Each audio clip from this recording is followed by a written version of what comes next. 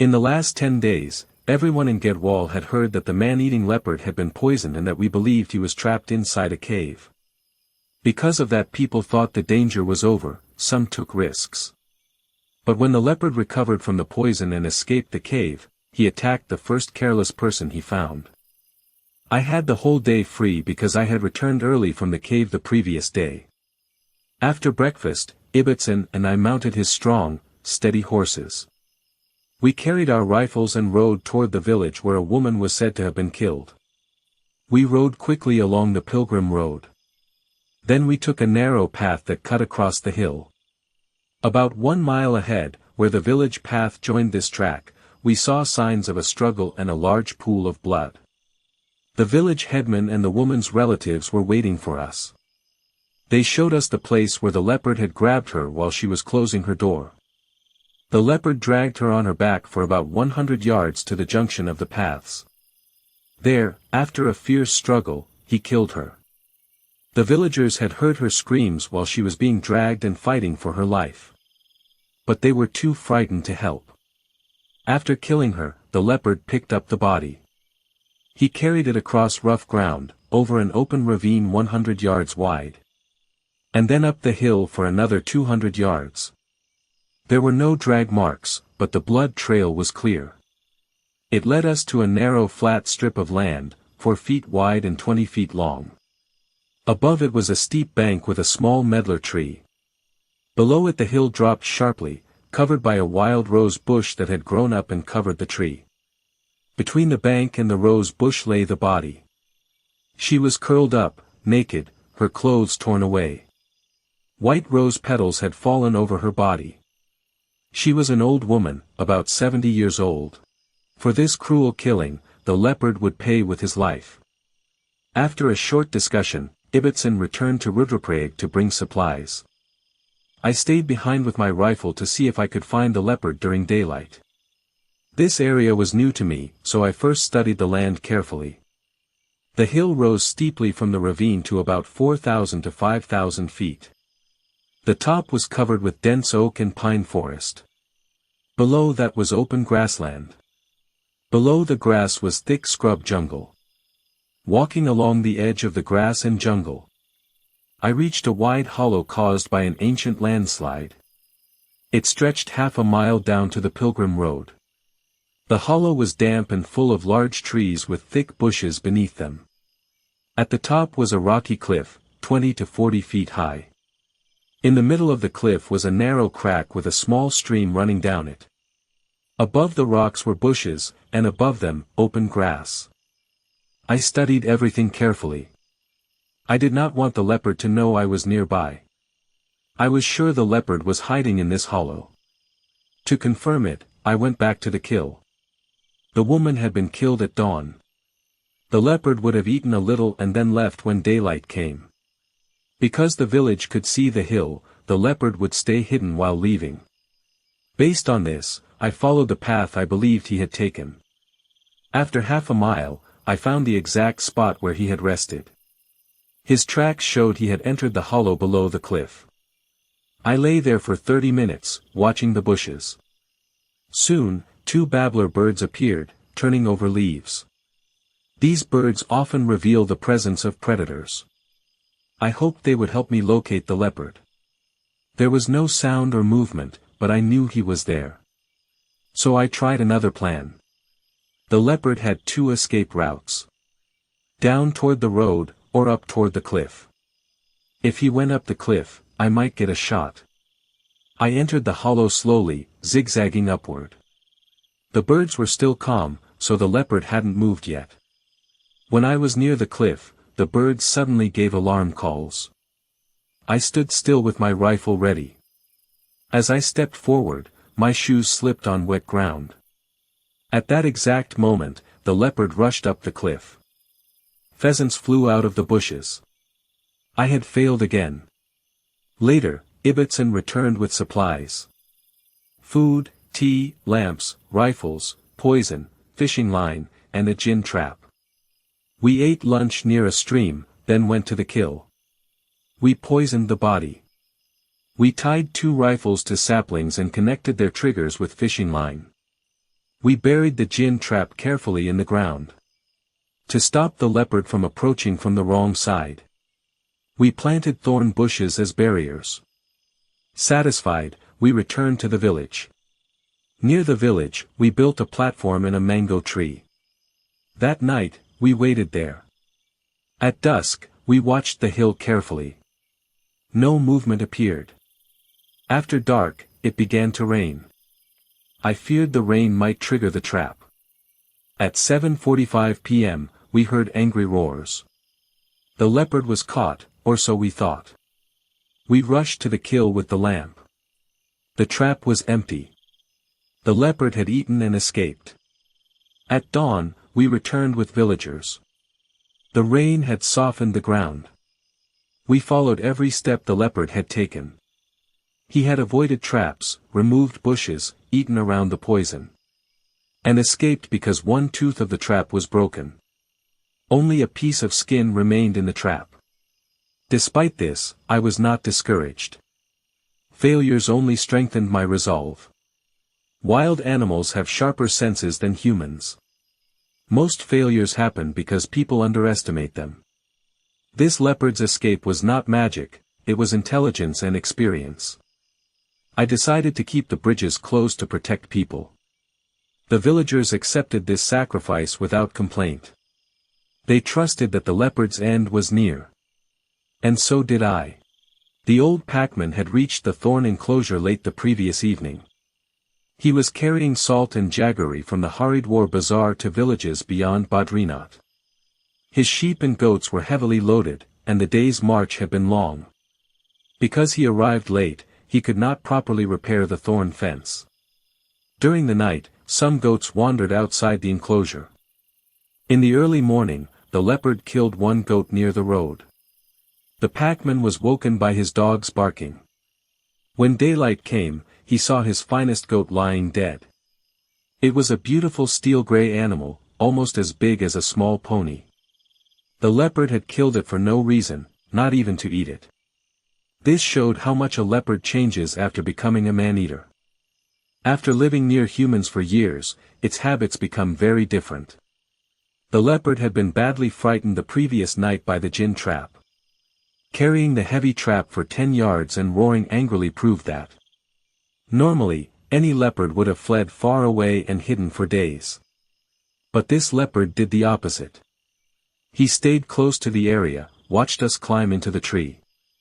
Waited until we slept, and then came to investigate. Luckily, Ibbotson had protected the tree with wire netting.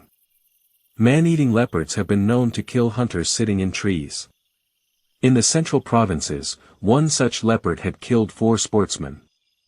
And 40 other people, living peacefully because he ate those who hunted him. After visiting the mango tree, our leopard walked confidently.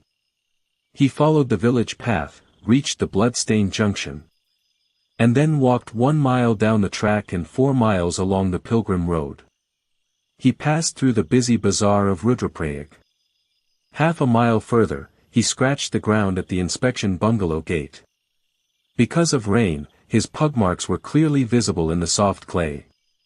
They showed that the trap had not injured him at all. After breakfast, I followed his tracks to the packman's camp. From a bend in the road, the leopard saw the stray goats. Using the hill as cover, he stalked them silently.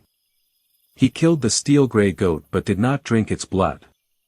Then he calmly returned to the road. At the camp, 2 large black sheepdogs were guarding the packs.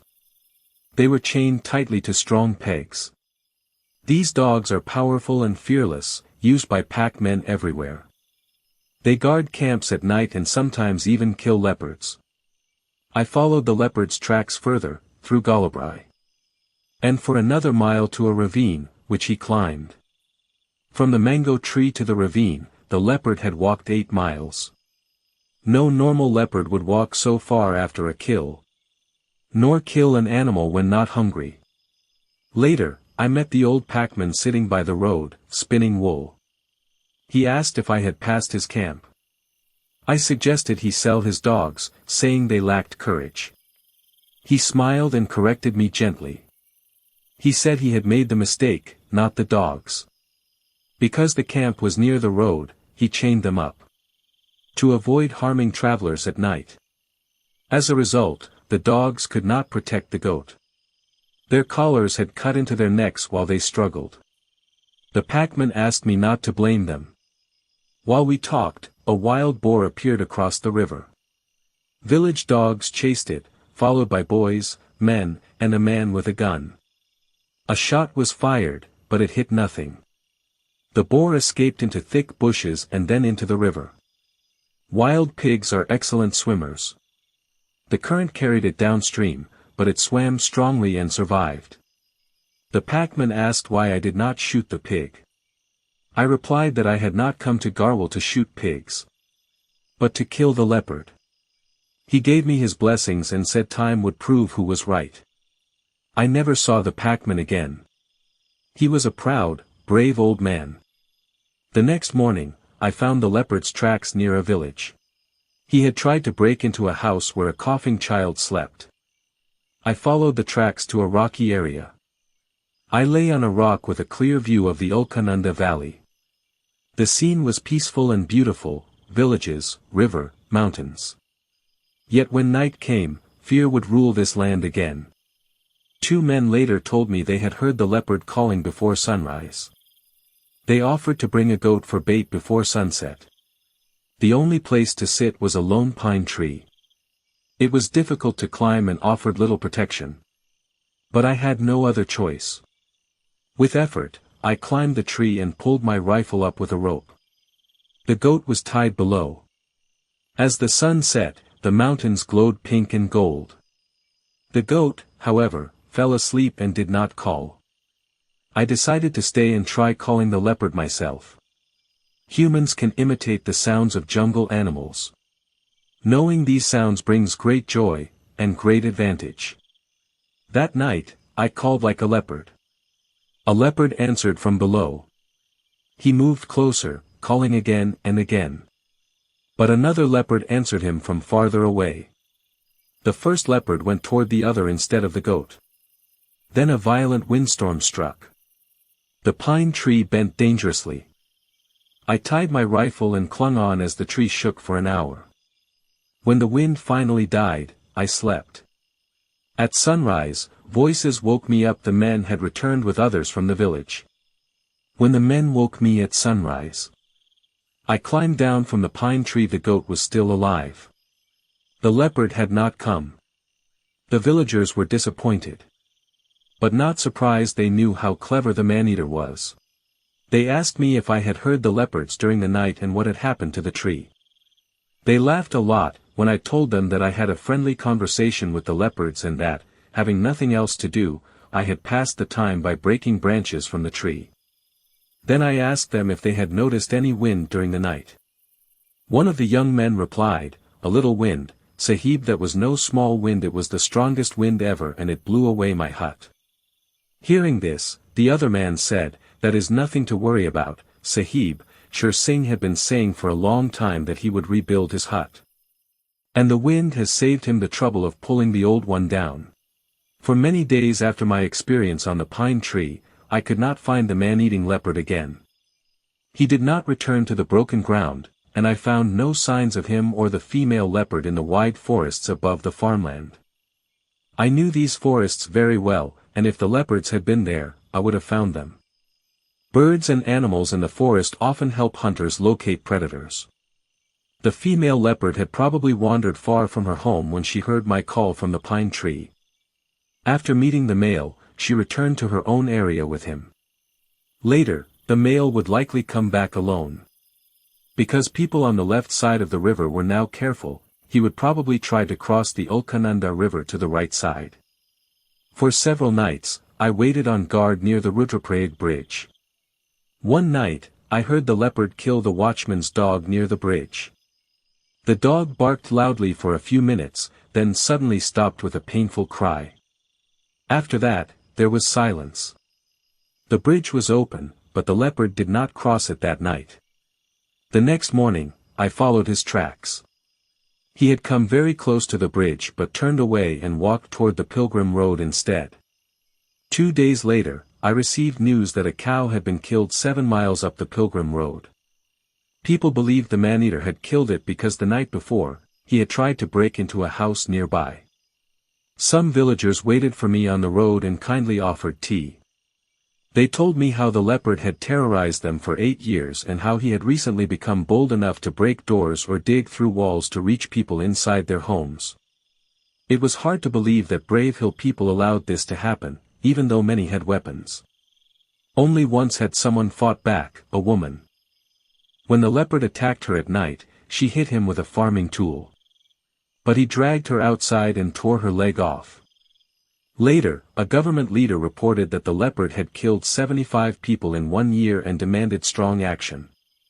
I went to the place where the cow was killed. It was in a deep ravine near the river. There were rocks and bushes on one side and small trees on the other. I decided to sit near a rock about 30 yards from the kill and wait for the leopard to return. I sat quietly as evening slowly turned into night. I believed the leopard would come soon. I held my rifle, a torch, and a knife, ready for anything. But the leopard did not appear.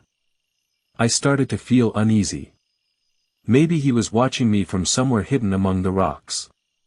Soon, dark clouds covered the sky and heavy rain began to fall. Suddenly the quiet ravine filled with sounds. I wrapped my coat around my neck for protection, held my rifle in one hand, and my knife in the other. I knew this man-eater was not afraid of rain like normal leopards. I had a hard choice: stay and risk my life, or leave and possibly meet him on the way. Finally, I decided to go. The path was slippery and dangerous, and I moved slowly in the dark without using my torch. After a long struggle, I reached the road and called out loudly. Soon, 2 villagers came with a lantern. They said they became worried when the rain started. Together, we walked back toward Rudraprayag. The next day, I returned and saw that the cow's body was untouched. I also found fresh leopard tracks following our path from the night before. When I remember that night, I call it my night of terror. I have felt fear many times in my life, but never like that moment, alone in the dark rain, waiting for a man-eater with only a knife for protection. After following us toward Rudraprayag, the leopard went down the pilgrim road through Galabrai. He passed the ravine he had used a few days earlier and then climbed a rough mountain path. This path was a shortcut used by people living on the eastern hills of Rudraprayag when traveling to and from Haridwar. The pilgrimages to Kedarnath and Badrinath are seasonal.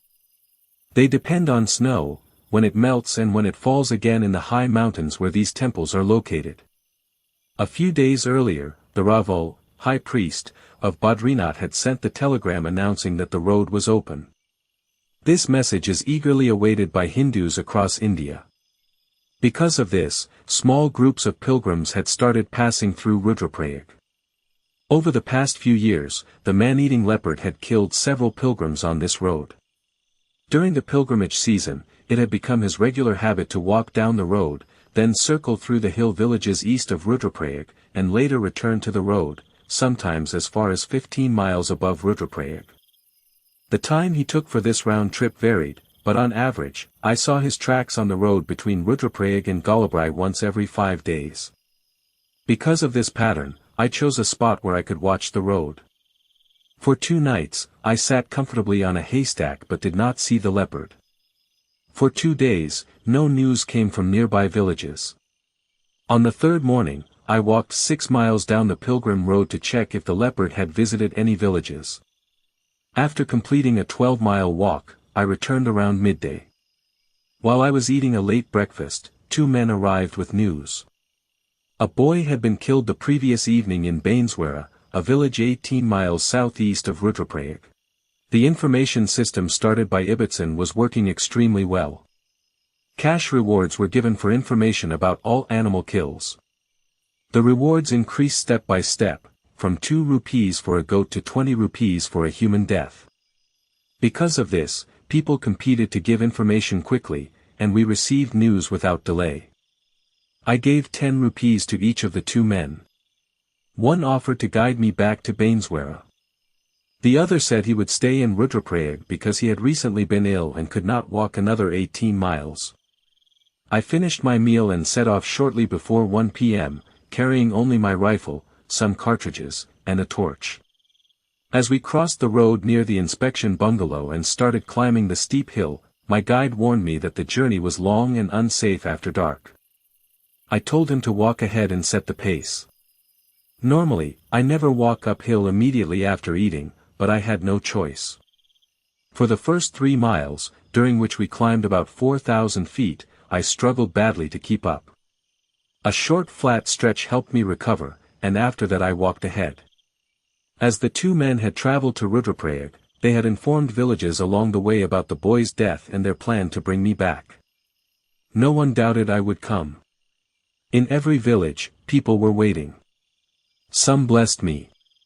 Others begged me not to leave the area until I killed their enemy. Although my guide had told me the distance was 18 miles, I truly realized it only after crossing hill after hill with deep valleys between. These were some of the hardest miles I had ever walked. As the sun began to set, I saw men standing on a ridge ahead.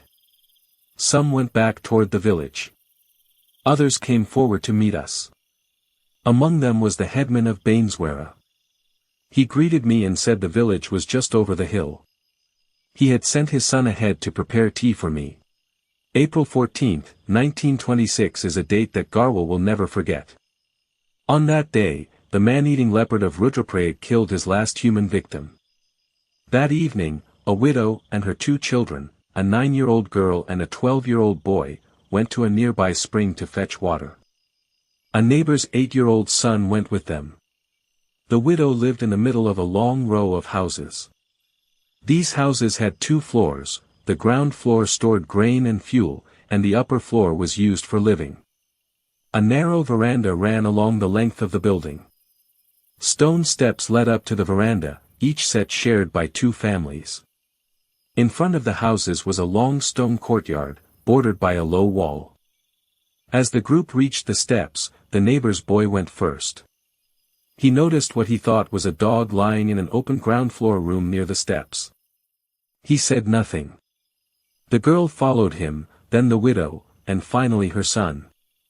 Halfway up the steps, the mother heard the brass water pot her son was carrying fall and roll down the steps. She scolded him for being careless, set her own pot down, and turned back. She saw the overturned pot at the bottom of the steps but could not see her son. Thinking he had run away in fear, she began calling his name. Neighbors came out after hearing the noise. Someone suggested the boy might be hiding in a ground floor room. A man lit a lantern and came down. As he approached, he saw drops of blood on the stones. Others gathered, including an old man experienced in hunting. Taking the lantern, he followed the blood trail across the courtyard and over the wall. Beyond the wall was an 8-foot drop into a yam field. There, in the soft soil, were the clear footprints of a leopard. Until that moment, no one suspected a man-eater. The leopard had never come within 10 miles of their village before. When the truth became clear, women screamed. Men beat drums and fired guns. Panic filled the village all night. At daylight, the boy's body was found. 2 men were sent to inform me. As I entered the village with the headman, I heard the mother crying. She came to me immediately. She had just passed through one breakdown and was heading toward another. She insisted on telling her story. Her anger was directed at the men of the village for not chasing the leopard, saying her husband would have done so if he were alive. I told her she was wrong. The boy had died instantly when the leopard bit his throat. No one could have saved him. Standing in the courtyard with tea in my hand, surrounded by villagers, I found it hard to believe the leopard had crossed the courtyard in daylight without being seen, or without dogs alerting anyone. I followed the trail. Over one wall, across fields, through a rose hedge. The leopard had changed his grip, carried the boy, and jumped another wall. When drums and gunfire began, the leopard dropped the body and fled. The obvious choice was to sit over the body, but there was nowhere safe to sit. No trees nearby. I did not have the courage to sit on the ground. Darkness was already falling. So I asked for a crowbar, peg, hammer, and chain. I lifted a stone in the courtyard, drove the peg into the ground, and chained the body there. Life, fate, destiny, call it what you will, had taken many lives recently. A breadwinner. An old woman. And now this boy. The mother kept crying, asking what sin her innocent child had committed. I had the mother and daughter moved to another room.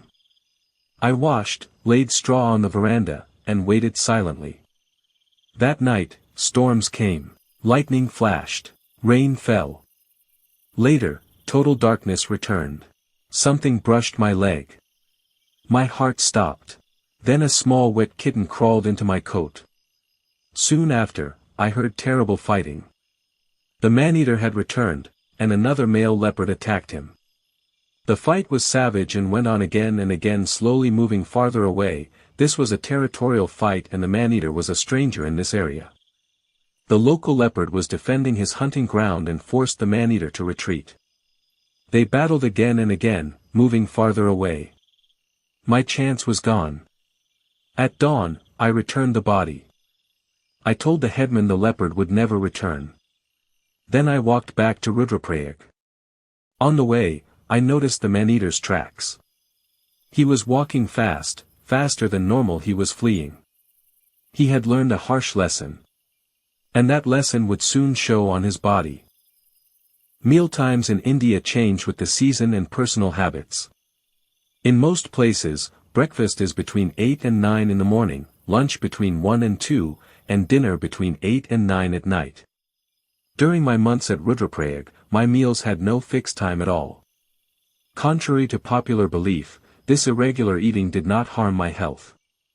In fact, it kept me fit and active. Sometimes I ate porridge at night, sometimes soup early in the morning, sometimes only one meal a day, and sometimes nothing at all. The only effect was that I lost a little weight. I had eaten nothing since breakfast the previous day, and since I planned to stay out at night, I had a simple meal after returning from Bainswara. After sleeping for an hour and taking a bath, I went to Galabrai to warn the pundit who owned the pilgrim shelter that the man-eater was again in the area. I had become friendly with this pundit when I first arrived in Rudraprayag. I never passed his house without speaking to him. He had many stories about the leopard and the pilgrims, and he was one of only 2 people I met in Garhwal who had survived an attack by the man-eater. He once told me about a woman he knew who lived farther down the road. One evening she reached Galabrai late after visiting the bazaar and feared she could not reach home before dark. She asked permission to sleep in the pilgrim shelter. The pundit allowed this and advised her to sleep near the storeroom door, saying she would be protected by the wall on one side and by 50 pilgrims sleeping on the other. The shelter was a grass shed, open toward the road and closed on the hill side. The storeroom was built into the hill and did not block the floor. The woman lay down near the storeroom, with rows of pilgrims between her and the road. During the night, a woman pilgrim cried out that a scorpion had stung her foot. With the help of matches, a small bleeding scratch was found. The others complained that she was making a fuss, saying scorpion stings do not bleed, and soon went back to sleep. In the morning, the pundit found a hill woman's sari lying on the road, stained with blood. The leopard had walked over sleeping pilgrims, killed the woman, and scratched another pilgrim's foot while leaving. The pundit believed the leopard chose her because she wore colored clothing. This explanation did not convince me. Since leopards do not hunt by smell, I wondered if fear itself had drawn the animal to her. Not long after this incident, the pundit himself was attacked. This happened during the summer of 1921. One hot evening, 10 tired pilgrims arrived from Madras and wanted to stay the night.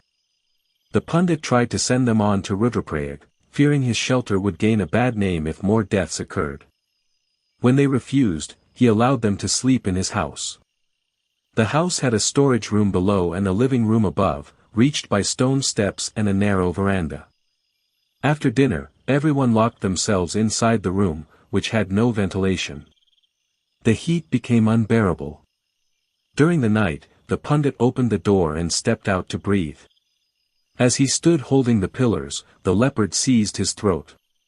Holding tightly, the pundit kicked hard and tore himself free, throwing the leopard down the steps. As he steadied himself on the railing, the leopard sprang again, sinking its claws into his left arm. The weight of the animal tore through the flesh until the claws came free. The pilgrims dragged the pundit inside and bolted the door. All night he lay bleeding and gasping while the leopard clawed the door and the pilgrims screamed. At daylight, the pundit was carried unconscious to the hospital, where he was fed through a silver tube for 3 months. He returned 6 months later, broken in health and gray-haired. Even years later, scars were still visible. The pundit always spoke of the man-eater as an evil spirit. After the first day, when he asked me what proof I had that an evil spirit could not take physical form, I stopped arguing. To keep him satisfied, I also began calling the leopard the evil spirit. When I reached Galabrai that evening, I told the pundit about my useless visit to Bainswara.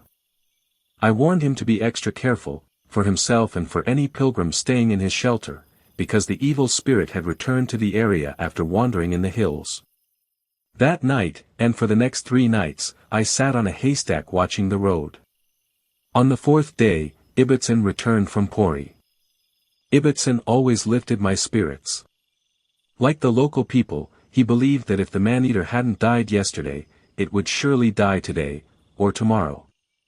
I had many things to tell him. Though we had written letters regularly, I had not shared all the details he wanted to know. Ibbotson also brought news. The newspapers were creating pressure, demanding the leopard be killed. Some even suggested that hunters from all over India should be invited to Garhwal to help. But this campaign achieved almost nothing. One hunter wrote that he would consider coming, only if his travel, food, and comfort were arranged perfectly. Another hunter suggested poisoning the leopard by painting a goat with arsenic, sewing its mouth shut and tying it where the leopard would eat it. We talked for hours, going over my many failures in painful detail. By lunchtime, I told Ibbotson something important. The leopard used the road between Rudraprayag and Galabrai about once every 5 days. I explained that my only remaining hope was to sit over the road for 10 nights, because the leopard was almost certain to use it at least once during that time. Ibbotson agreed, but very reluctantly. I had already spent many sleepless nights, and he feared 10 more would break me. Still, I convinced him.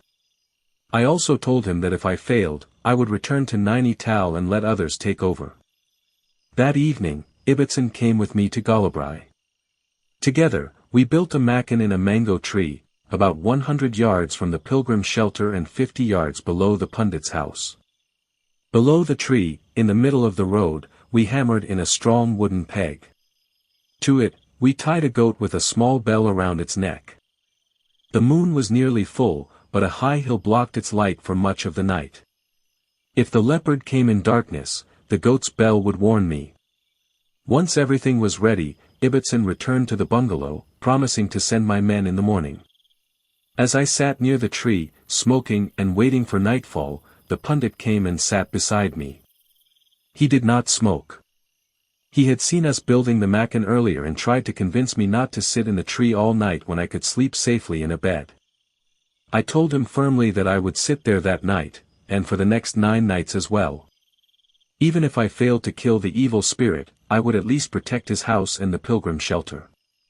Late that night, a kakar, barking deer, barked on the hill above. After that, the night remained silent.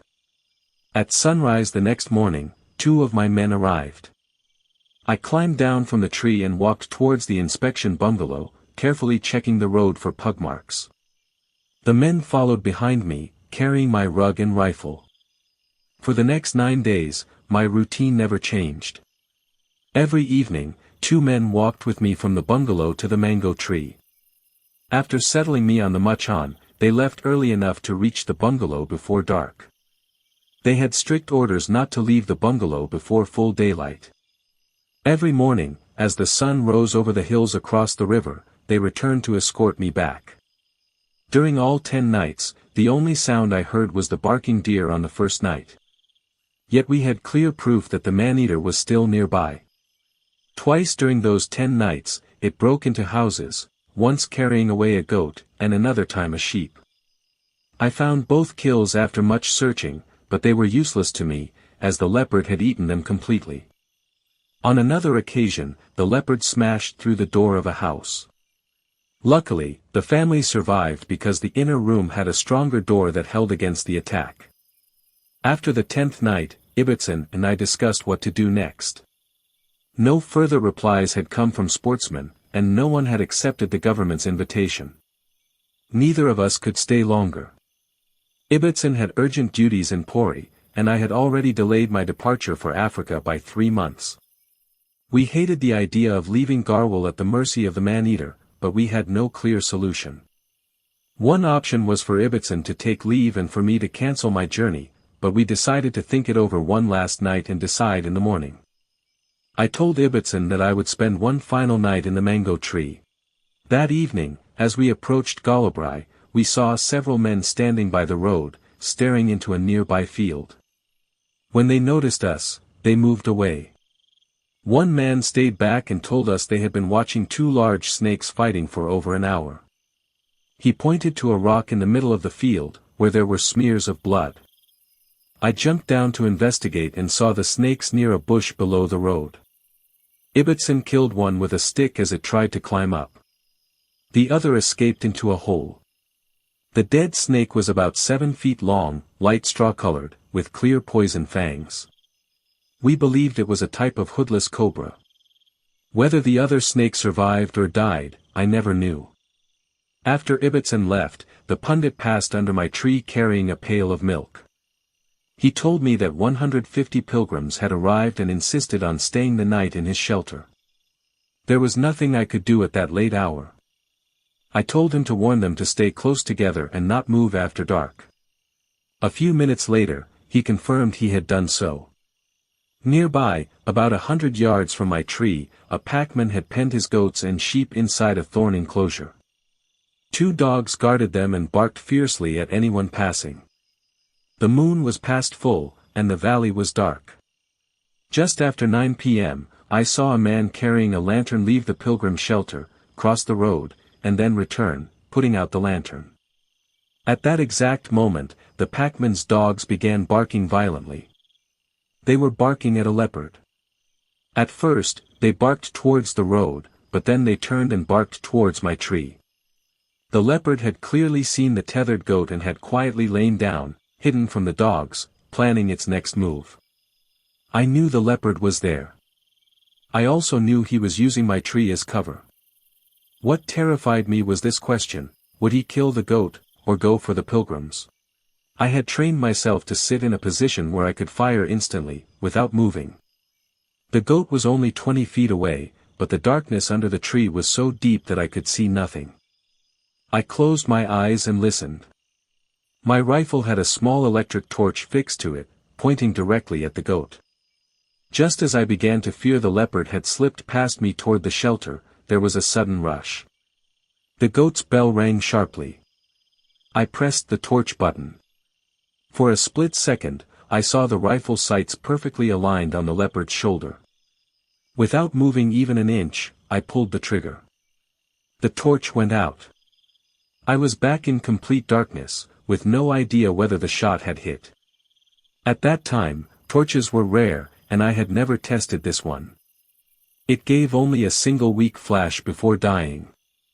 As the echo of the shot faded through the valley, the pundit opened his door and called out to ask if I needed help.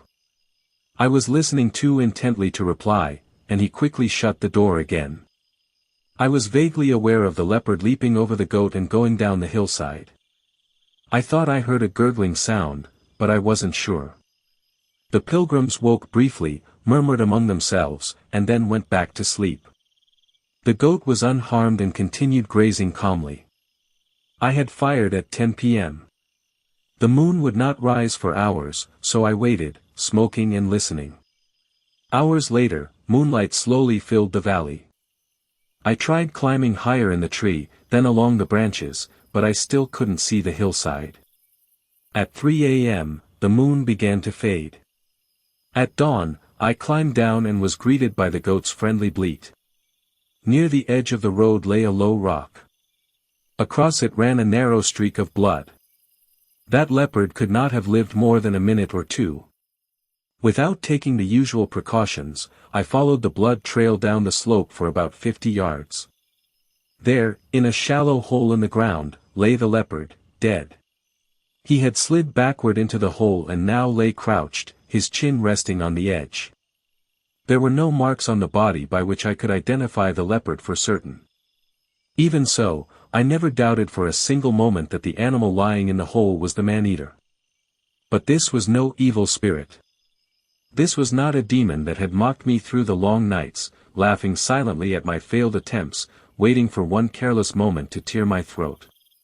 What lay before me was simply an old leopard, different from others only because his muzzle was gray and his lips had no whiskers. This animal, the most feared in all India, was not guilty under the laws of nature. His only crime, according to the laws of man, was that he had killed human beings to survive, not to terrorize. Now, with his chin resting on the edge of the hole and his eyes half closed, he was peacefully sleeping his final sleep.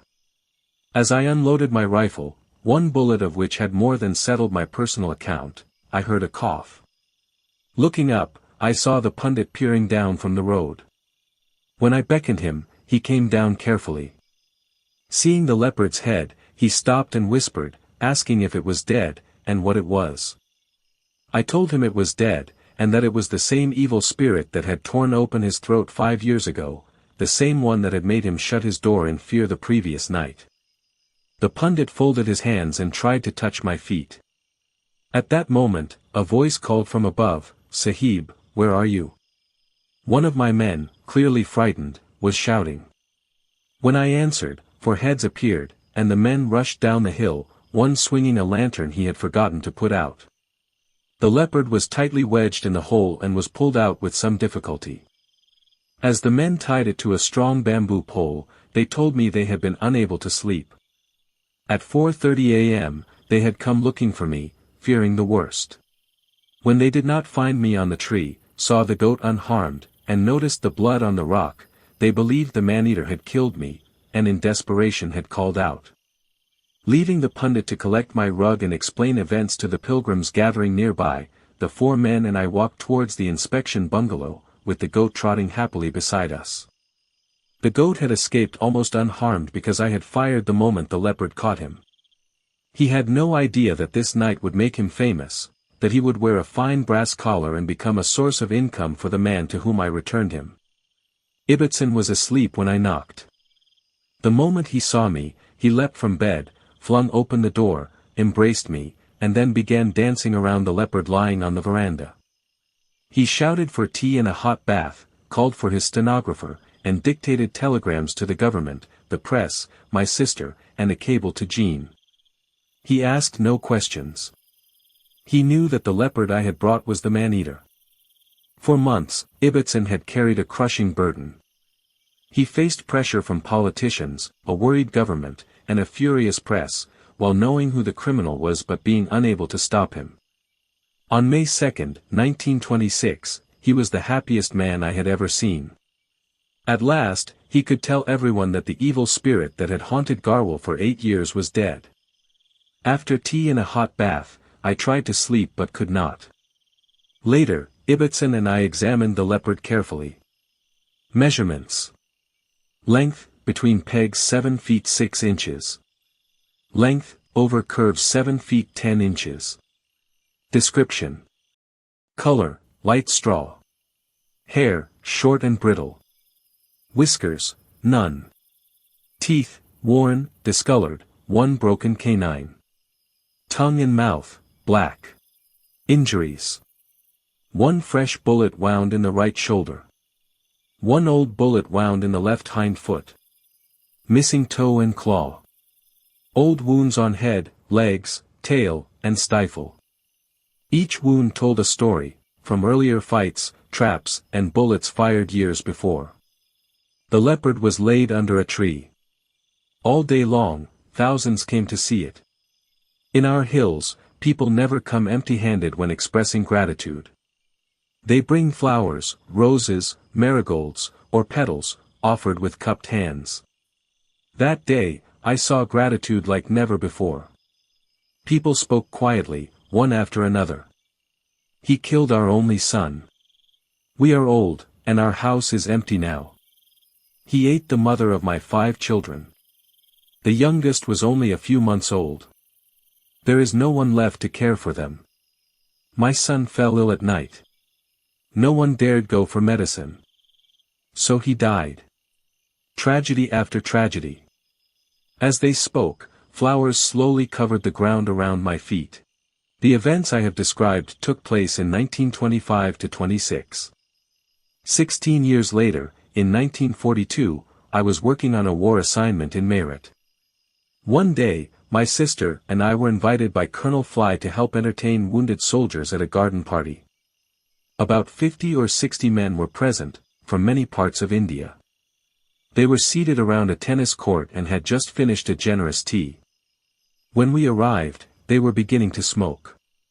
My sister and I stood on opposite sides of the court and slowly went around, speaking to the men.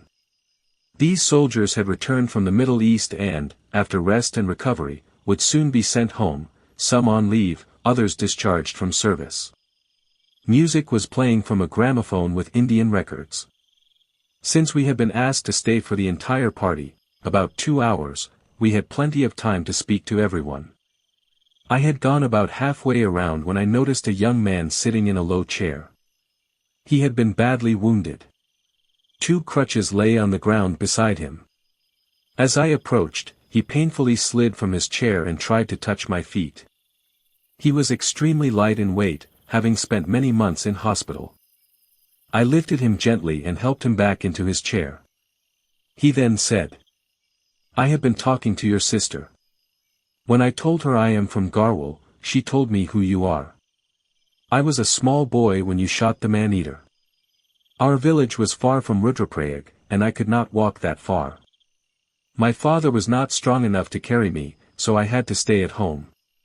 When my father returned, he told me he had seen the man-eater with his own eyes, and also the sahib who had killed it. He told me about the sweets that were distributed that day, some of which he brought back for me, and about the great crowds he had seen. Now, sahib, I will go home with happiness in my heart, because I can tell my father that I have seen you with my own eyes. And maybe, if someone carries me to the annual Mela at Rudraprayag held to remember the man-eater's death, I will tell everyone there that I have spoken with you." A cripple, standing at the edge of manhood, returning from war with a broken body, thinking not of brave deeds done in battle, but eager only to tell his father that he had finally seen the man he once could not. A man remembered for nothing more than one accurate shot.